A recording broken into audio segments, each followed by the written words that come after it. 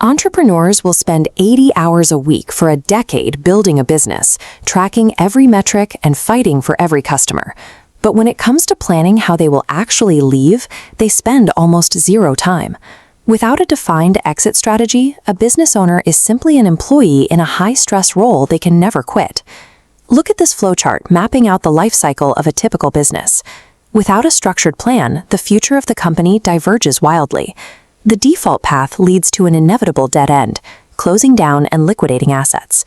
You end up selling off equipment for pennies on the dollar to settle liabilities, completely wiping out years of created wealth and legacy. The operational and capital choices made on day one strictly dictate the specific payout options available in year 10. An exit strategy is not a final event. It is the structural blueprint that guides every major phase of company building. Achieving a high-value exit requires foundational readiness. You have to lay the groundwork years before you ever contact a single potential buyer. This checklist shows the non-negotiable exit prerequisites. First, you must meticulously estimate startup expenses and track capital equipment from the very beginning. This requires rigorous, unglamorous administrative effort. But if skipped, you create accounting nightmares that instantly kill corporate due diligence down the road. Next is the lean startup methodology. You use rapid build, measure, learn loops to validate your business model. This continuous cycle proves to acquirers your growth is sustainable, not a fluke. The emotional trade-off? You must constantly pivot and ruthlessly abandon failing ideas. Rigorous financial tracking and lean validation are the universal prerequisites. They make a business sellable, regardless of which exit path you ultimately choose. Successful founders eventually reach a crossroad.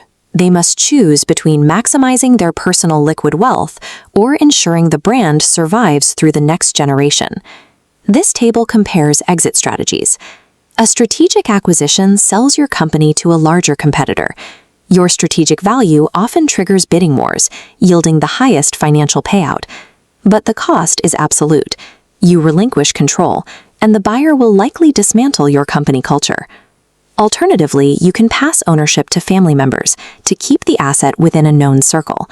This prioritizes long-term continuity over immediate cash. However, family succession carries severe risks. You invite catastrophic internal disputes, and if the next generation lacks competence, growth permanently stalls. This showdown forces you to explicitly choose what matters more, maximizing your personal wealth or preserving your local footprint and family name.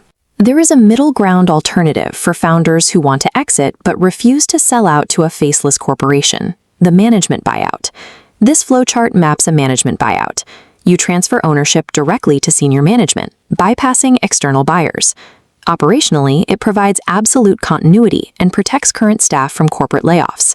The trade-off is financial. Founders must often fund the buyout themselves by deferring their payouts. While an MBO guarantees cultural continuity, it forces you to absorb the financial risk if the new management team fails to maintain profitability. For rapidly growing companies seeking massive scale, the ultimate high-stakes exit strategy is the initial public offering. This split screen illustrates the difference. You raise massive expansion capital by distributing shares to a public pool, allowing founders to shift to a non-executive role. The trade-offs are heavy. Severe regulatory burden-ins, intense public scrutiny, and relentless pressure to meet quarterly earnings targets. Regardless of whether a company goes public, sells to a competitor, or stays private, there is one universal requirement: a formal succession plan. Succession planning ensures a smooth transfer of control and protects the entire asset against the sudden illness or death of the key founder. A true exit is impossible unless you commit the time required to train replacements and make yourself operationally obsolete. To avoid post-sale regret, you have to match your personal motivations to the correct exit strategy. This exit matrix maps out the choices. The vertical axis measures the desire to retain control and legacy, while the horizontal axis measures the desire for maximum financial return. For the maximizers, seeking high return with low control, strategic acquisition sits in the bottom right. If this is your goal, you must build scalable systems just to give them away. For the legacy builders, family succession occupies the top left, offering high legacy but lower financial return. These founders must formalize heir training immediately. The continuity keepers will find the management buyout directly in the middle, a balanced approach for those determined to protect their team. Finally, the IPO lands in the top right quadrant. This is the strategy for founders seeking both massive scale and a continued, albeit diluted, leadership presence.